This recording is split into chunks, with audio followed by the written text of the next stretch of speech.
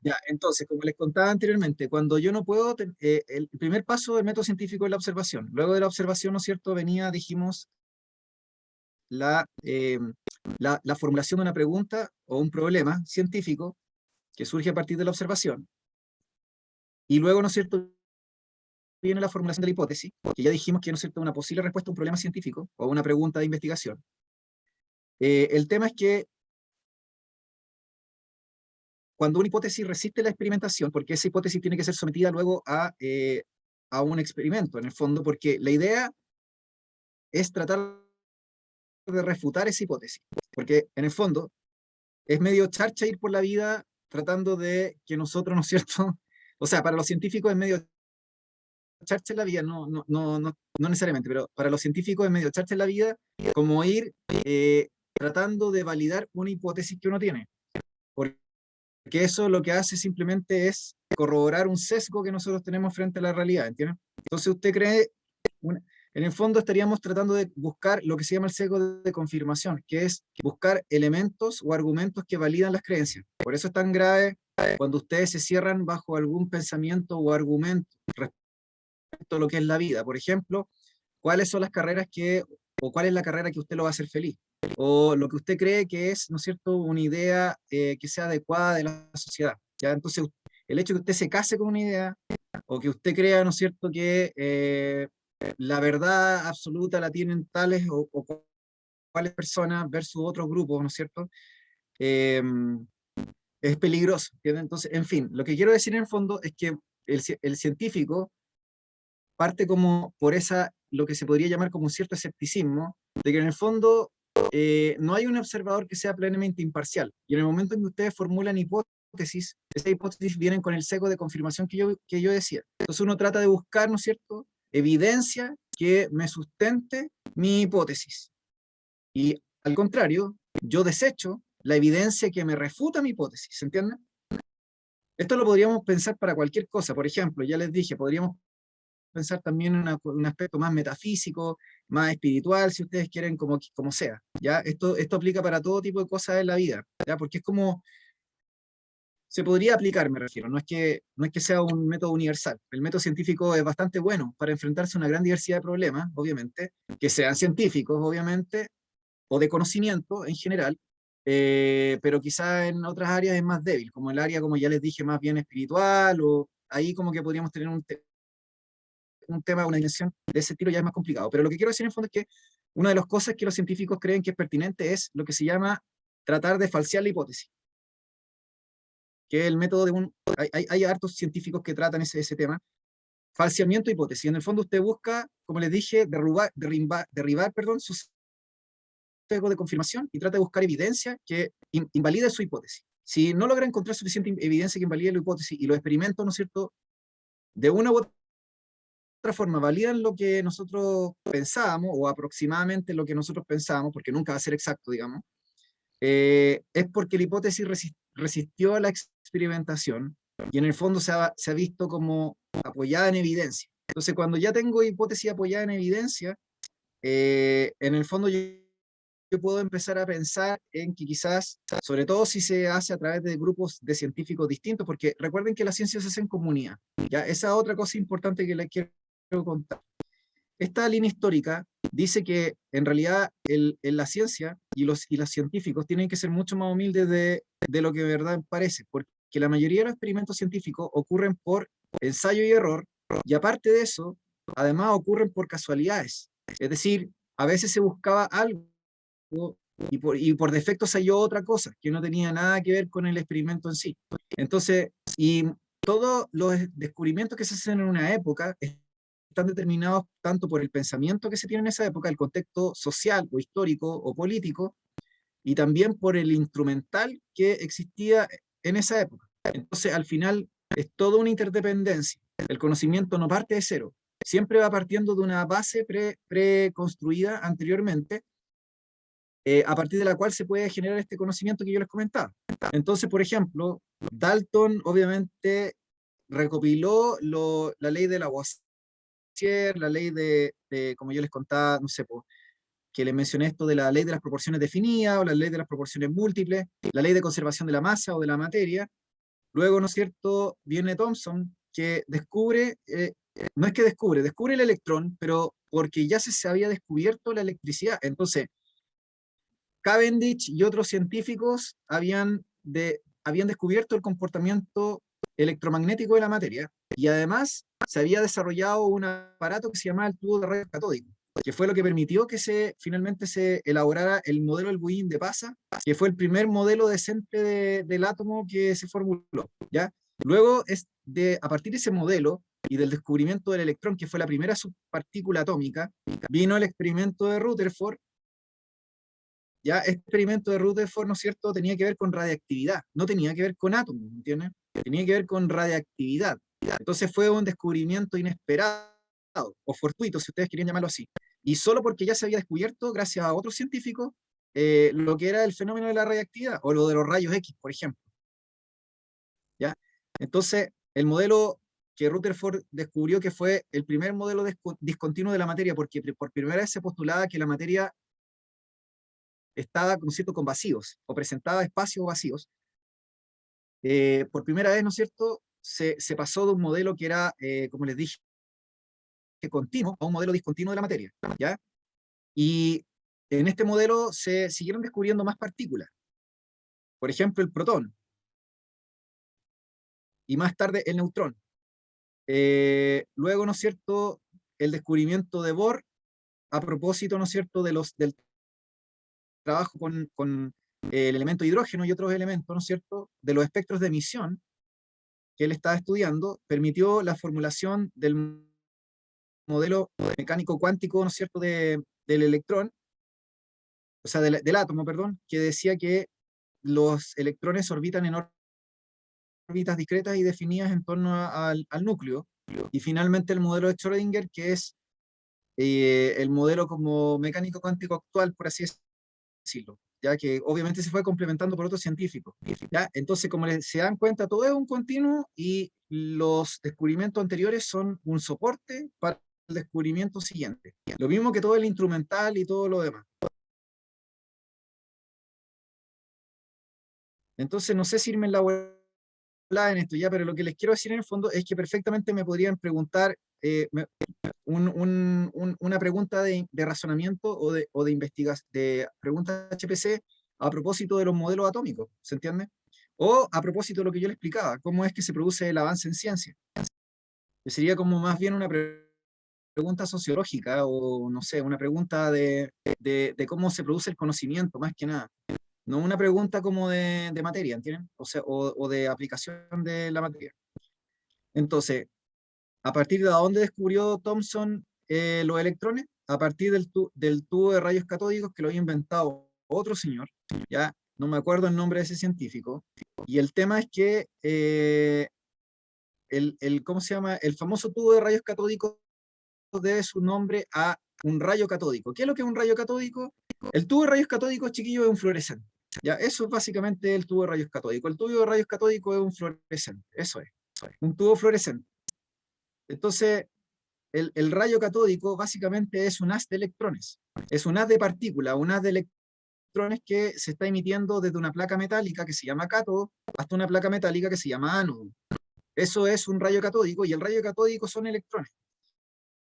Esto no habría existido de no existir la electricidad. O sea, la electricidad, que es este flujo de electrones que ocurre entre dos, o sea, entre dos como placas, ¿no es cierto?, en un circuito, que tienen el polo positivo y el negativo, que tienen una diferencia. Yo no sé si ustedes están viendo electricidad, se supone que deben saber algo de electricidad porque entra en física.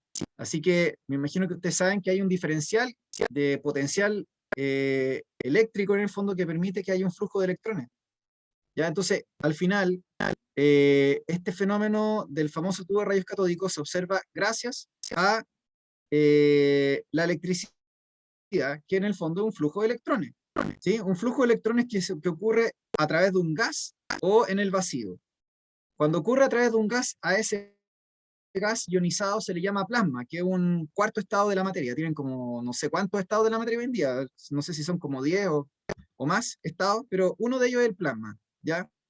Y este rayo, como les contaba, de electrones se podía desviar o no en función de unos electroimán, y es por eso que se pudo saber cuál era su naturaleza, si era naturaleza positiva o naturaleza negativa.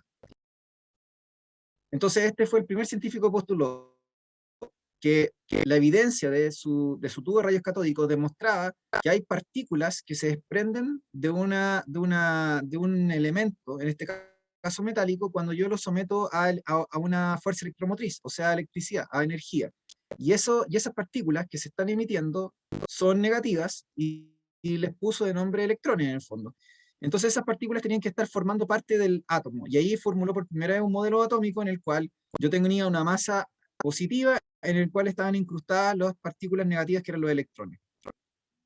Luego de este modelo, como les dije, viene el modelo de Rutherford, que fue el modelo atómico, ¿no es cierto?, que normalmente nosotros conocemos, donde él hizo impactar una lámina de oro de mucha densidad, partículas alfa, que son átomos de helio, que atravesaban la barra de oro, que es una de las más densas que se supone que existían hasta ese momento, ¿ya?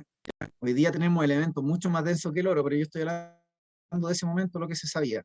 Entonces, él postuló de que efectivamente había espacio entre los átomos, y espacios suficientemente grandes para que pasaran grandes partículas, en este caso de radiación. Entonces él dijo, la materia está hueca, o tiene vacío o espacio. Entonces tengo el núcleo que concentra la masa, donde deberían estar, ¿no es cierto?, las partículas como los protones, que a todo esto él nunca describió ni nada, fue otro científico, y, ¿no es cierto?, alrededor se encuentran los electrones, pero hay un espacio. Y este fue el modelo planetario que él formuló, a partir de este experimento que ustedes observan aquí. Luego vino el modelo de Bohr que yo les comentaba, que es el modelo que precisa dónde nos encontramos a los electrones. Y los electrones se ubican en niveles de energía que van desde el nivel más interno al nivel más externo, y esos niveles de energía se encuentran cuantizados, lo que significa que tienen asignada una determinada cantidad de energía, o sea, de fotones. ¿Qué es el fotón? El fotón es la unidad básica de la energía, o sea, la partícula de la energía, si usted quiere llamarlo así. Entonces, en este modelo, nosotros entendíamos que los electrones se encuentran en órbitas discretas, y si ustedes aplican energía a un electrón, este puede experimentar salto cuántico, que significa que puede pasar de un nivel interno a uno más externo, o viceversa. El tema es que para que haga un salto, yo necesito aplicar la energía para que haga el salto. Una vez que hace el salto, queda inestable y quiere regresar a su posición original. Entonces, para regresar a su posición original, emite la energía que absorbió. Entonces, esto es plenamente consecuente con la química y con la física, porque una cosa es la ley de conservación de la masa y otra es la ley de conservación de la energía. Entonces aquí estamos viendo que hay una ley de conservación de la energía. Entonces el electrón es una partícula que tiene carga negativa y tiene una masa bien pequeña y que puede transportar energía, ¿se entiende? Y entregar esa energía. Este es el fundamento de todos los sistemas biológicos, pues chiquillos. O sea, la fotosíntesis funciona así, pues. ¿Se acuerdan que les pasé fotosíntesis? Los fotones de la luz visible que inciden en las plantas, ¿no es cierto?, en las clorofilas, que son un fotopigmento que tiene la facultad de poder transportar los fotones a través de los enlaces covalentes de la molécula, impactan finalmente en el átomo de magnesio, que se encuentra en el centro de esta molécula de clorofila, y hace que los electrones de este átomo, los electrones de valencia, los más externos, absorban los fotones y salgan expulsados, ¿no es cierto?, del fotosistema o de la clorofila. Y estos electrones que salen, ¿no es cierto?, pueden transferir energía. Entonces, ¿por qué les hablo toda esta cuestión? Porque cuando nosotros vimos este modelo, ¿no es cierto?, de la PTU 2015, que yo se lo mostré hace mucho tiempo, yo cité este ejercicio. Y les dije, este ejercicio que sale aquí, que habla de la transición electrónica, obviamente que es un ejercicio que es perfectamente PTU para hoy día. ¿Por qué? Porque resulta que esta pregunta, ¿no es cierto?, me habla justamente del modelo de Bohr. Entonces, como les dije, les pueden salir preguntas de modelo atómico. ¿Cuántas van a ser? Obviamente va a ser una de modelo atómico. O me preguntan Bohr, o me preguntan Rutherford, o me preguntan Thomson, por decir algo. O el modelo de Schrödinger más actual. ¿Ya?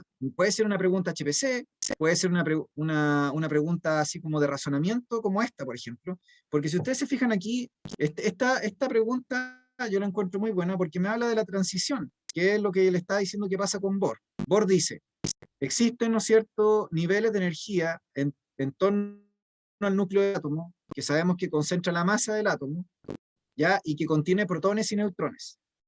Cuando Rutherford descubrió o formuló su modelo, más bien dicho, él habló de que el protón se encontraba en el núcleo y el electrón se encontraba alrededor como planetas en torno al Sol. Él no había descubierto todavía el neutrón. Él predijo que deberían existir neutrones en la masa, ya por un diferencial de masa que él obtenía en sus resultados, ya, pero él predijo, nunca descubrió el neutrón. Pero cuando ya Bohr formula su modelo, ya se sabía que en el núcleo estaban protones y neutrones, protones con carga positiva y neutrones con carga neutra, y alrededor estaban los electrones. El punto es dónde se ubicaban.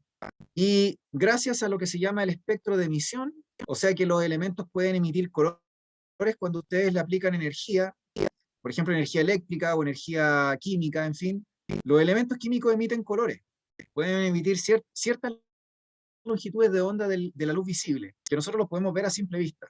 Entonces, gracias a ese fenómeno, es que Bohr pudo deducir este modelo. Fue una deducción que hizo a partir de los espectros de emisión de los elementos químicos. ¿Por qué? Porque los electrones, cuando absorbían energía, hacían saltos cuánticos y luego cuando retornaban a su posición original emitían luz visible. Luz visible, ¿se entiende? Que nosotros podíamos percibir como colores diferentes. ¿Ya? O emitían otro tipo de radiación, podía ser infrarrojo, podría ser ultravioleta, como quieran. Pero el tema es que yo quiero que entiendan, es que este fenómeno fue lo que permitió deducir o hacer la inferencia de Bohr de que los electrones se ubicaban en órbitas discretas o niveles de energía que iban desde el más interno al más externo y efectuaban transición. Entonces, esto es lo que estoy diciendo yo, que es una pregunta inteligente para efectos PSU o PTU. Yo no voy a preguntar cuestiones de memoria, quién descubrió qué cosa o que me hablen del modelo. Yo voy a preguntar cosas aplicadas o donde tenga que hacer razonamiento. Entonces, si ustedes se fijan aquí, la transición más grande sería del nivel 1 al 5 o del 5 al 1, porque la transición puede ir desde el interno hacia el externo o desde el externo hacia el interno. Si yo quiero hacer una transición que vaya del interno hacia el externo, tiene que haberse entregado energía suficiente al electrón para que haga el salto cuántico. Que un salto cuántico no es que se mueve, es un salto. O sea que se teletransporta, por así decirlo, igual que las películas de ciencia ficción. Luego, cuando el electrón retorna a su posición original, lo que va a ocurrir, ¿no es cierto?, es que tiene que emitir toda la energía que absorbió, porque ya les conté que esto se llama ley de conservación de la masa, o sea, de la energía, quiero decir, ¿ya? Entonces, aquí me dicen, se representan las transiciones del nivel 1 al nivel 5. Me dice, ¿cuál de las siguientes transiciones emite más energía? Emite, o sea, libera. No me está preguntando cuál absorbe, me está preguntando cuál libera, ¿se entiende? Por lo tanto, aquí, ¿no es cierto? Esto ya lo discutimos hace tiempo ya, pero estoy repasando como este tipo de conceptos. La que emite más energía es, obviamente, la que, en este esquema al menos, tiene la mayor longitud, porque aquí los tipos lo que hicieron fue tratar de que el estudiante relacionara tamaño de la figura o el área, si usted quiere llamarlo de alguna forma, con las kilojoule involucrados. Porque aquí, para que hubiera sido más decente, yo habría puesto kilojoule, ¿sí? La unidad o joule, no sé, o en joule. ¿Ya? Entonces, como ustedes se dan cuenta, emisión es ir desde arriba hacia abajo. Entonces no puede ser de 1 a 5 o de 1 a 3, ¿no es cierto? ¿Se entiende, no? No puede ser eso. Tiene que ser de un nivel de arriba hacia un nivel de abajo. Obviamente, de 3 a 1 es la mayor energía involucrada, al menos en este esquema. O sea, la alternativa C, ¿se entiende, chiquillos? Porque lo que me están preguntando es el área. O sea que yo relaciono el área con este proceso.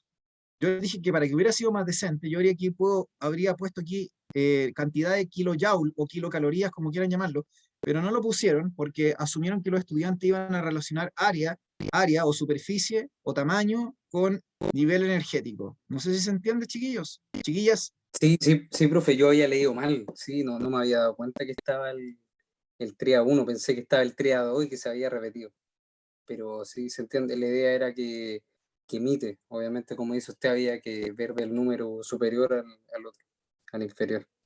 Claro, por eso yo les digo, sinceramente, para mí el experimento que tiene como más preguntas posibles es como el modelo de Bohr, más que el de Rutherford o el de Thomson. Así que si yo preguntara, sería esto.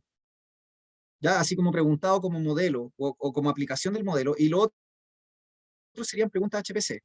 Por ejemplo, lo que yo le acabo de decir, ¿cómo rayos, cómo Rutherford fue capaz de deducir de que había un neutrón o que existía un neutrón? Esa sería una buena pregunta, ¿no es cierto? ¿Cómo llegó a la deducción Rutherford en su modelo planetario de que existía, aparte del protón, existía un neutrón? Entonces uno puede decir, bueno, es que tenía un problema con la masa. Sí, pues, había un problema de masa, ¿no es cierto? Ya, en fin. Pero yo quiero ir viendo aquí como la prueba que tenemos. La configuración electrónica, les conté a ustedes que es una materia que se supone que no entra para efectos PTU. O sea, me refiero, no debería entrar configuración ni números cuánticos, así que eso olvídenlo, ni en común ni en mención. Pero yo les dije que sí era importante que entendieran el concepto de valencia. ¿Qué es lo que era la valencia? La valencia era el número de electrones del nivel más externo de energía de un elemento. Entonces, yo les conté a ustedes que cuando uno ve una configuración electrónica de un elemento, uno se va a fijar en lo, el último nivel de energía de la configuración, que va a representar, ¿no es cierto?, lo que ya les dije que se llama valencia. Y uno va a contar todos los electrones que se encuentren, que son los números, que son representados por los números del subíndice. Por ejemplo, no sé, aquí me doy cuenta que dice 1s2, 2s2, 2p3, aquí me doy cuenta que la valencia es 5, porque tengo un total de 5 electrones en el último nivel de energía aquí, que sería el nivel 2. ¿Qué es lo que es la valencia? El número de electrones del nivel más externo de energía. Por ejemplo, acá abajo, fíjense en este mono de acá abajo. Acá abajo tengo un mono. Esta es otra forma inteligente, o no sé, más que forma inteligente, una forma como alternativa de representar la valencia. ¿Por qué? Porque fíjense aquí, tengo un átomo, fíjense que adentro tengo como un círculo, ¿cierto? Entonces, usted dice que ese círculo sería el nivel 1 de energía. Y en ese nivel 1 de energía tengo 2 electrones. Luego veo que tengo otro círculo y tengo puntos ahí. Usted me dice, ¿qué sería eso? Eso tendría que ser el nivel 2. Y ahí estaríamos hablando de una subcapa o de varias subcapas integradas. Entonces, miren, aquí tengo 1, 2, 3, 4, 5, 6. Tengo 6 electrones ahí. Entonces, con este mono yo puedo inferir que, por ejemplo, aquí la valencia sería 6. ¿Por qué? Porque me fijo en los puntos como el círculo más externo. Me fijo en los puntos del círculo más externo. ¿Sí? Entonces, como les decía anteriormente, chiquillos, los elementos químicos, ¿no es cierto? Los elementos químicos que en el fondo son la representación de los átomos, ¿no es cierto? Los elementos químicos tienen dos números relevantes, que son el número másico y el número Z. Donde se coloquen da lo mismo. Lo importante es que el número másico, por ejemplo, no sé, voy a poner carbono 14. El carbono 14, ustedes saben que es un isótopo radiactivo, un isótopo de carbono que se utiliza para la datación eh, de materia orgánica hasta con 55.000 años de antigüedad como máximo. Todos nosotros tenemos una proporción de carbono 14 en nuestro cuerpo. Y cuando uno muere, esa proporción de carbono 14 comienza a decaer en concentración. Entonces, el carbono 14 es un indicador, como les dije, es un indicador de antigüedad. ¿Sí? ¿Se fijan, chiquillos? Entonces, tenemos el número másico, que es la masa de un átomo, que sabemos que es la suma de protones más neutrones, que son las partículas subatómicas que se encuentran en el núcleo de un átomo. Tenemos el Z, que es el número atómico, que corresponde a la cantidad de Sí, o sea, tengo las... que corresponde a la cantidad de protones, ¿no es cierto?, que tiene un elemento químico, ¿sí?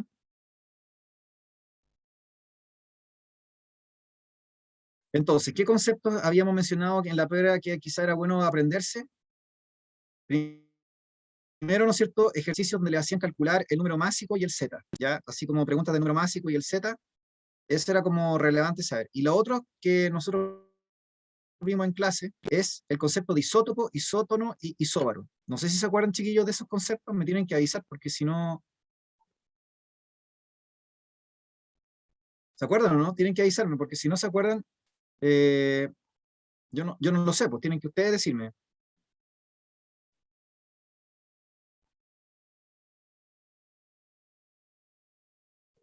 Sí, sí nos acordamos, profe. Ya, súper. Entonces, como así como... No sé dónde lo dejé realmente, ya, pero como rapidito, así acordarse que los isótopos eran elementos que tenían igual número, igual Z, pero distinto número másico, porque cambiaba la cantidad de neutrones. Luego teníamos, ¿no es cierto?, los elementos que se llamaban isóbaros, que eran elementos que tenían igual número másico, pero eran distintos, porque el símbolo químico es diferente. Obviamente el Z es distinto, porque el Z es lo que me da la identidad química, o la identidad del elemento, ¿se entiende? Entonces, obviamente, si el Z es diferente, el símbolo químico es diferente. Pero en este caso, la suma de protones y neutrones es la misma, o sea, el número másico. También tenemos los isótonos, que ya les dije que no, los isótonos no tienen nada en común, excepto que cuando yo hago la resta entre el número másico y el Z, obtengo neutrones, y me doy cuenta que aquí los neutrones son iguales, que es la característica de los isótonos, ¿sí? Que la cantidad de neutrones entre estos elementos son iguales. Entonces, en esta pregunta para hacer PTU actual no podría usar configuración, yo se los dije la otra vez. O sea que todo esto que tienen aquí no existiría. Pero, por ejemplo, sí me podrían haber puesto 7 electrones, 5 electrones, o sea, poner cantidades como de cantidades de electrones, ¿se entiende? Etcétera. O sea, ponerme las cantidades, ¿sí? Ahí sí se hace se hace representativo de la PTU actual, y obviamente eliminando la alternativa E, porque se supone que la mayoría de las alternativas deberían ser solo 4, no 5, igual que la prueba Simse, que son solo 4 alternativas, ¿ya? Ni siquiera debería haber una E, ¿ya? Entonces, aquí me dice, borro esto, ya les dije que se supone que ya no saldría eso, pero diga, ¿cuál es la cantidad de electrones del anión? ¿Qué es lo que es un anión? Un elemento con carga negativa, ¿no es cierto? ¿Cuál es la cantidad de electrones del anión 15X-2, que es isótono con el oxígeno? Entonces, si yo digo que un elemento es isótono con otro, me voy a dar cuenta que es porque la diferencia entre el número másico y el Z, o sea, la cantidad de neutrones, debería ser la misma. Entonces, por ejemplo, aquí yo sé que el oxígeno tiene 8 protones y 8 neutrones. ¿Por qué? Porque 8 más 8 me da 16. Entonces, si yo digo que el elemento X es isótono con el oxígeno, es porque ambos tienen 8 electrones, o sea, 8 neutrones, quiero decir, perdón. 8 neutrones, ¿sí? 8 neutrones tienen en común. Y si tienen ambos 8 neutrones, eso quiere decir que puedo despejar el Z del elemento X, porque me dan el número másico. Me dicen que el número másico es 15. Entonces, el número másico es igual a Z más N, o protones más neutrones. Si me dicen que el número másico es 15, entonces, y los neutrones son 8, entonces quiere decir que el Z era 7, porque 7 más 8 me da 15. Entonces Z era 7, lo despejo. Lo despejé porque fue gracias a que era isótono con el oxígeno que pude deducir cuál era el Z. ¿Se entiende? Porque 7 más 8 me da 15, el número másico. Recuerden que protones más neutrones me da el número másico, que es la primera ecuación que hay que saber. Entonces, teniendo claro que el elemento X tiene 7 de Z y 15 de número másico, y me dicen que el elemento es un anión a la -2, ¿qué significa tener un anión a la -2? Yo les expliqué esto en clase. Yo les dije, cuando tengan una carga negativa asociado a un número, o sea, en el caso de un anión, es porque yo tengo un exceso de electrones por sobre los protones. Entonces, ¿cuántos protones tiene este elemento? O cargas positivas tiene 7 protones. Pero aquí me están diciendo que tiene 2 electrones más que los protones que tengo, porque es un excedente. Recuerden que carga positiva con negativa se neutralizan y se terminan anulando. Por eso un átomo neutro tiene igual cantidad de protones que electrones. De hecho, el ejercicio de abajo dice átomo neutro. yo sumo que el Z, o la cantidad de protones, es igual a la cantidad de electrones, o cargas positivas igual a las negativas, porque es neutro. Pero aquí, como tengo un excedente, yo sé que es porque tengo exceso de electrones. Por lo tanto, si tengo 7 cargas positivas y tengo un exceso de 2 cargas negativas, quiere decir que tengo 9 electrones, o sea, 9 cargas negativas, de tal forma que me queda un excedente de 2 electrones o 2 cargas negativas. Entonces, al final, ¿cuántos electrones tiene el elemento X? 9. Y eso había que buscar en la alternativa, ¿se entiende? En este caso la configuración, pero ya les conté que ya no entra configuración, así que para haber sido este ejercicio como más actual, tendría que haber puesto solo los electrones, ¿se entiende? ¿Se entendió el ejercicio, chiquillos? Esto ya lo habíamos revisado con los que vienen conmigo desde hace tiempo, ya, pero para los que no vienen por lo menos o no han venido, estoy haciendo este proceso.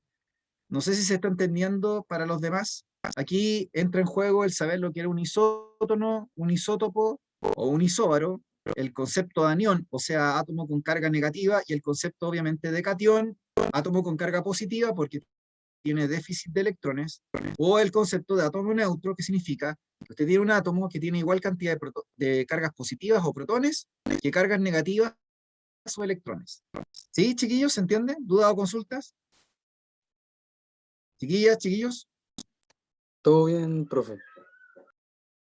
Ya, en el ejercicio siguiente también es un buen ejemplo de pregunta como más, no sé si ustedes quieren llamarlo de alguna forma PTU actual, porque fíjense que me está mostrando un ejemplo, es como una especie de modelo atómico, y yo lo encuentro súper práctico para preguntar cosas. No solamente, o sea, en el fondo lo que yo quiero decirles es, perfectamente ustedes les podrían colocar estos tipos de diagramas este año, para hacer distintos tipos de preguntas. Entonces, por ejemplo, ya les expliqué que aquí yo me doy cuenta que en el primer círculo tengo 2 puntos, luego en el círculo de acá tengo 6 puntos, ¿sí? Entonces yo puedo aquí sacar como, por ejemplo, la cantidad total de electrones que tiene este mono. Si me dicen que el átomo es neutro y yo cuento todos los puntos que hay, o sea que me dan 2 más 2 más 4, me dan 6 más 2 son 8, o sea 8 electrones en total, yo podría decir ya, si tengo 8 cargas negativas y el átomo es neutro, es porque tengo 8 cargas positivas, o sea 8 protones. Y si tengo 8 cargas positivas, entonces quiere decir que el Z es 8. Y si tengo el número atómico, entonces tengo el elemento químico, quiero decir. El elemento químico que tiene Z8 en la tabla periódica es el oxígeno. Es el oxígeno. Entonces, ¿cuál de las siguientes características del elemento al que pertenece este átomo no se puede deducir? Entonces dice su número atómico. Ya dijimos que esto es lo primero que uno puede sacar. Su número másico. El número másico se supone que es la suma de protones y neutrones. Entonces, existen varios isótopos de un mismo elemento. Son las variantes radiactivas del elemento. Es como más difícil aquí poder decir, ¿no es cierto?, cuál va a ser el número másico, porque podría ser un isótopo de oxígeno que tuviera más o menos masa que el oxígeno común. El oxígeno común tiene número másico 16 y Z8. Pero yo tengo un oxígeno, por ejemplo, que tiene masa 17. Tiene un neutrón de más. Entonces, el problema aquí está con el número, pero si es metal o no metal, obviamente vamos a ver qué es lo que es, porque ya les acabo de decir que hay un solo elemento en la tabla periódica que tiene Z8. No existen dos elementos que tengan Z8. Existe un solo elemento en la tabla que tiene Z8. Ese elemento es el oxígeno, y el oxígeno es un no metal de la tabla periódica. Sabiendo que es un no metal, según la tabla periódica, puedo saber un montón de cosas. Puedo saber dónde se ubica, cuáles son sus propiedades, con qué tipo de átomos se va a unir y a través de qué enlace se va a unir con otros tipos de átomos. ¿Se entiende? Si el enlace va a ser covalente, si va a ser iónico. ¿Se entiende, chiquillos? ¿Chiquillas? Entonces, por eso aquí sería la alternativa B. ¿Dudas o consultas? Aquí, más que la pregunta en sí, chiquillos, me interesa el diagrama, porque fíjense que el diagrama tiene una gran potencialidad para preguntar distintas cosas. ¿Ya?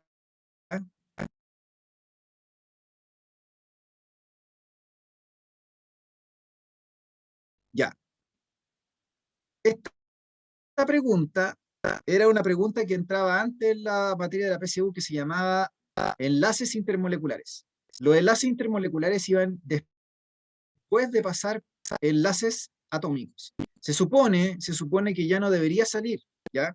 Lo que debería salir en la prueba es enlace químico, iónico, covalente y metálico, y debería salir también lo que es, que yo les conté que se llamaba polaridad de las moléculas, que se supone que integra geometría. Entonces la prueba miente al decir que no entra geometría, porque en realidad igual tiene que integrar geometría, ¿sí?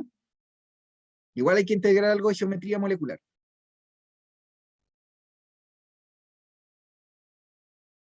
¿Ya?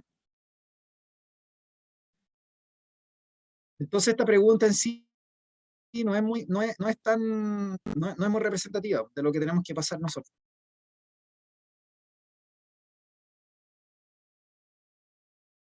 Me preguntan aquí, un elemento neutro, los Z es igual a los protones.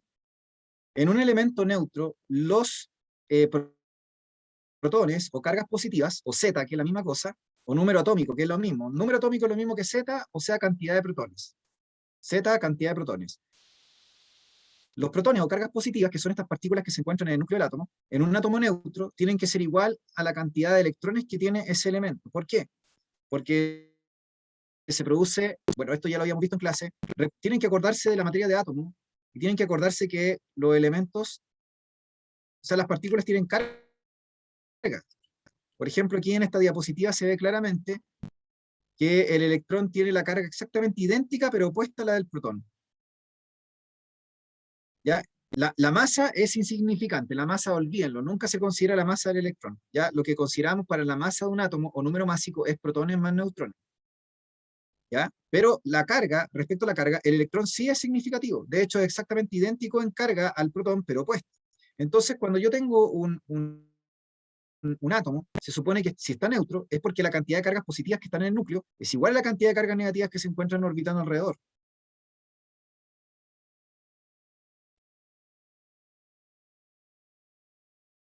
Ya, por ejemplo, esta pregunta sí es representativa. Dice, un elemento X, pero aquí me ponen potencial de iniciación. No sé cómo lo puedo, a ver, aquí lo podría cambiar de la siguiente. Yo podría decir, tengo un elemento X, a ver, ¿cómo se lo redacto para que sea PTU actual? Tengo un elemento X que se encuentra muy distante de un elemento Y, porque se encuentra alejado en la tabla periódica o se encuentra en una posición distante de un elemento Y. Un elemento X que se encuentra en una posición distante de un elemento Y. Entonces me preguntan qué tipo de enlace se tendería a formar. Que sería como decirle en el fondo, miren, tengo un elemento del grupo 1 y tengo un elemento del grupo 6 o un elemento del grupo 7. Y yo le pregunto, ¿qué se forma ahí? ¿Usted tiene un elemento del grupo 1 o del extremo izquierdo de la tabla periódica, con un elemento del grupo 6 o el grupo 7 que es del extremo derecho de la tabla periódica? ¿Qué se tiende a formar ahí? Esa sería mi pregunta PTU para ustedes. En cambio, para mención química, yo le preguntaría esto. ¿Por qué? Porque en mención química hay que saber las propiedades periódicas. El potencial de ionización se refiere a la energía necesaria para transformar un átomo basal o en estado gaseoso en un catión con carga positiva, lo que significa que yo aplico energía, una energía lo suficientemente grande para retirar el último electrón de valencia o el electrón de la capa más externa del último nivel de energía de ese átomo. Entonces el potencial de ionización es o mide la fuerza con la cual un elemento químico, la fuerza, la energía que tenemos que administrar en un elemento químico para que se libere o pierda un electrón. Entonces eso significa que si es mucha energía que tenemos que aplicar, el elemento tiene mucha afinidad por el electrón. Y los elementos que tienen mucha afinidad por el electrón son los elementos no metálicos de la tabla, que son los que se encuentran hacia la derecha de la tabla periódica. Son los elementos no metálicos, ¿se entiende? Exceptuando bueno, en el potencial de ionización entran los gases nobles igual. Los gases nobles tienen las potenciales de ionización más grandes de la tabla periódica, eso sí. Pero esto ya es mención, esta pregunta, así como está redactada, sería mención. Si yo les dije lo que les acabo de mencionar, sería una pregunta de común, ¿de acuerdo? Entonces, si yo digo que tengo un bajo potencial de ionización, lo que estoy diciendo en el fondo es que este elemento químico tiene poca afinidad por sus electrones. O sea, que en el fondo se está ubicando en el lado izquierdo de la tabla periódica de los elementos, o sea, en el lado de los metales representativos. Un elemento que tenga bajo potencial de ionicización significa, o es sinónimo para una persona que da mención, obviamente química esto tiene que saberlo sí o sí, que se trata de un elemento metálico. Un elemento metálico y sobre todo de representativo, perdón. En cambio, si digo un elemento que tiene alta electroafinidad, ¿qué es lo que es la electroafinidad? La electroafinidad se refiere a la energía necesaria, o sea, la energía que se libera, perdón, cuando un elemento químico en estado basal o gaseoso se transforma en anión, o sea, la capacidad que tiene un elemento para capturar un electrón. Capturar un electrón. Entonces, cuando un elemento captura un electrón, se libera una gran cantidad de energía y se transforma en anión. Entonces, los elementos que tienen las mayores energías o sea, las electroafinidades, perdón, son los elementos no metálicos de la tabla periódica. No pueden ser los gases nobles, porque los gases nobles no se oxidan ni se reducen. Oxidar significa que una especie química cede electrones y reducir significa que una especie química capture electrones. Entonces, si yo digo que tengo una especie química que tiene alta electroafinidad, es porque la especie química se trata de un no metal representativo de la tabla periódica, que tiene muy alta electronegatividad o muy alta afinidad por los electrones. Entonces, cuando captura un electrón, se transforma inmediatamente en anión y adquiere la regla del gas noble, o sea, la regla del octeto. Entonces, por eso les digo, si yo preguntara esto para común sería, tengo un elemento X que se ubica en el lado izquierdo y tengo un elemento Y que se ubica en el lado derecho. O tengo dos elementos muy separados de la tabla periódica. O tengo un elemento del grupo 1 y tengo un elemento del grupo 7 o del grupo 6, no sé. Y ahí me preguntan qué ocurre, qué tipo de enlace se forma. Esa sería la pregunta común. Pero en mención química yo preguntaría esto mismo que estoy poniendo acá, que tengo un elemento con alta potencial de ionización o con baja potencial de ionización y luego tengo otro de la misma forma y me preguntan qué enlace es. Entonces el enlace se llama iónico, porque el enlace iónico se establece en las sales entre elementos que tienen bajo potencial de ionización, que son normalmente los metales de transición o representativos, y los elementos no metálicos, que tienen alta electronegatividad, alta electroafinidad y alto potencial de ionización. ¿Se entiende? Iónico. La respuesta es iónico, porque le estoy diciendo que tengo elementos que están opuestos en la tabla. Entonces el de mención química tiene que saber esto que estoy diciendo súper bien. Primero tiene que saberse la definición de las propiedades. Segundo tiene que entender qué características tienen los metales. Los metales son elementos con bajo potencial de ionización, baja electroafinidad y baja electronegatividad. Baja electronegatividad, baja electroafinidad y bajo potencial de ionización. Mientras que los elementos no metálicos, sobre todo los que se ubican en el extremo superior derecho de la tabla, son elementos completamente opuestos, o sea que tienen alto potencial de ionización, alta electroafinidad y alta electronegatividad. Entonces, ¿qué significa eso? Que el diferencial de electronegatividad o el diferencial de estas afinidades electrónicas es grande, y mientras más grande sea el diferencial, tenemos un enlace iónico. De hecho, el enlace iónico se define cuando ustedes tienen una diferencia de electronegatividad según la escala de Pauling mayor o igual a 1,7 unidades. Si yo tengo un diferencial de electronegatividad entre dos elementos químicos de la tabla que es mayor o igual a 1,7, entonces se trata de un enlace iónico. Si tengo menos de 1,7, sería covalente. Obviamente covalente polar, por ejemplo. Entre 0,4, si no me equivoco, y 1,7 es covalente.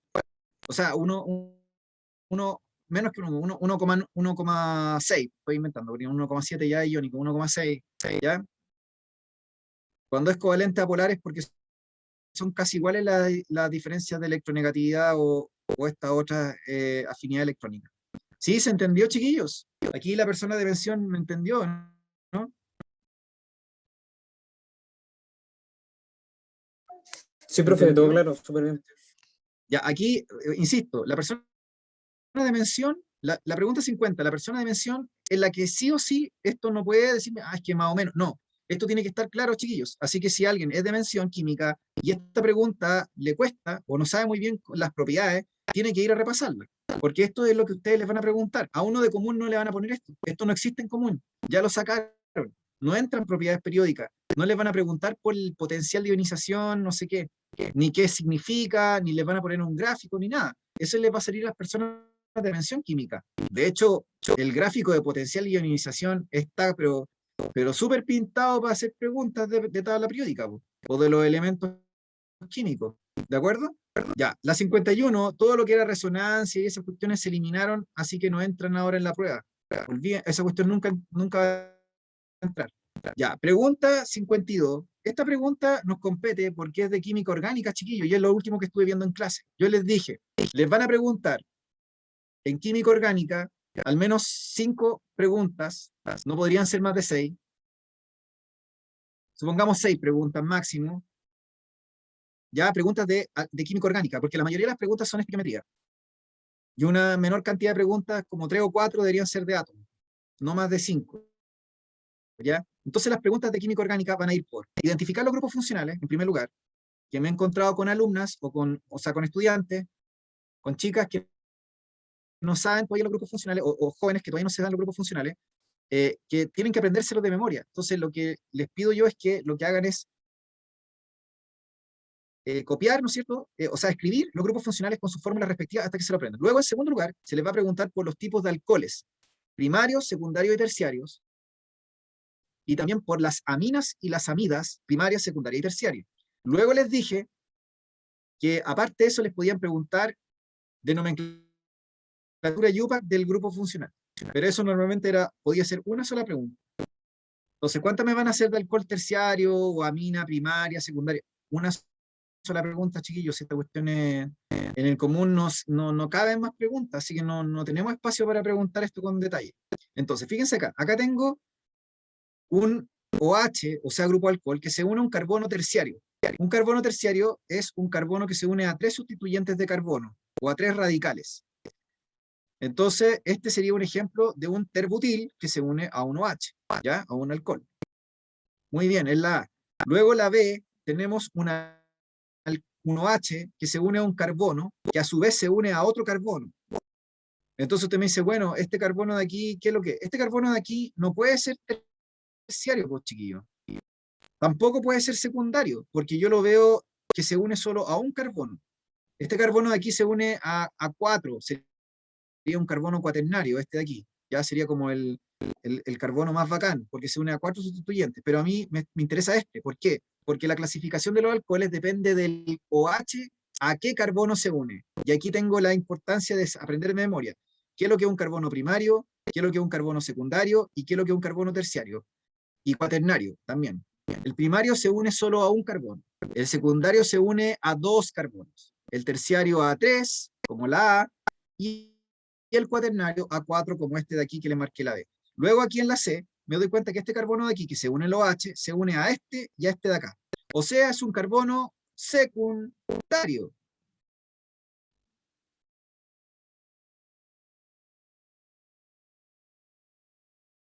Luego la D y la E aquí nos sirve para hacer ejemplo.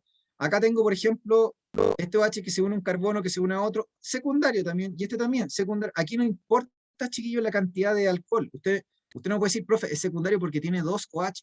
Profe, es terciario porque tiene 3 OH. No, la cantidad de OH no importa aquí. Lo que importa es a qué tipo de carbono se está uniendo el grupo OH o hidroxilo. Por ejemplo, la E es un ejemplo de un alcohol primario, a pesar de que tiene 2H, es un alcohol primario. De hecho, este se llama 1,4, tiene 1, 2, 3, 4, es un 1,4 butanodiol, porque tiene 2 oles o 2 alcoholes. 1,4 butanodiol sería el nombre de la E. ¿Quién tiene que saber el nombre de este tipo de compuestos? Lo recomendable es que lo supiera todo el mundo, ¿sí? Pero si no, al menos, o sea, el de mención sí o sí tiene que saber nomenclatura IUPAC de grupos funcionales. O sea, estos monos que yo veo aquí, tiene que saber ponerle el nombre.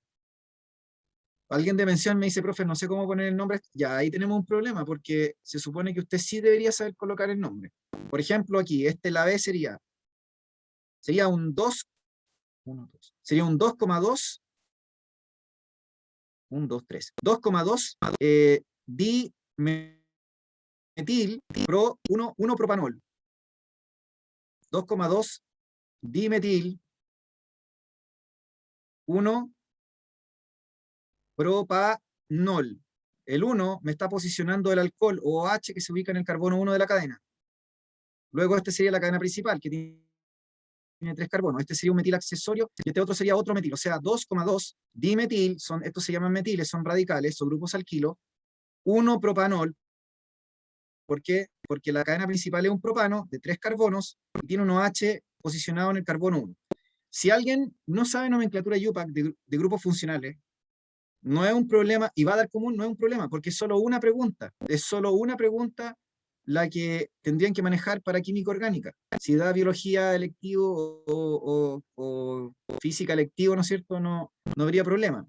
Ahora, si dan el técnico profesional, tampoco deberían preguntarles mucho de nomenclatura IUPAC de grupos funcionales. Podrían preguntarles más de nomenclatura IUPAC de alcanos, alquenos y alquinos, como de las moléculas clásicas, como de la primera parte. Entonces, igual tienen que saber nomenclatura, pero no necesariamente de grupos funcionales. O sea que la gente del MTP igual debería esperar que le saliera una pregunta de nomenclatura IUPAC de grupos funcionales, pero no más. Son los de mención los que tienen que saber bien esta materia. Ya, chiquillos, entonces ya son las 7, ya. Entonces, ¿cuál es la idea? La idea es que yo con ustedes, ¿no es cierto? Y con toda la gente que ustedes inviten o que quiera participar, es que yo voy a ir revisando ensayos. Hoy día voy a tratar de cambiar el horario, eso sí, porque tengo un problema, entonces tendría que cambiar el horario de química como a partir de las 8 o 8:15, no sé, ahí le voy a preguntar a la profe Caro si Profe, puede cambiar el horario. Si no, si iríamos de 6 a... Sí, dígame. profe, ¿puede haber la posibilidad de que veamos como ejercicio tipo de cada eje, por ejemplo? Que veamos como, no sé, 5 ejercicios de cada eje, como para poder abarcar el espectro de Sí, lo que nos podrían preguntar por cada lo que tema. pasa, Maro, es que yo prefiero ir por ensayo. Prefiero ir por ensayo porque la idea es que revisemos todos los ensayos de hambre que tenemos. Desde el más antiguo hasta... Esa es la idea en biología y en química.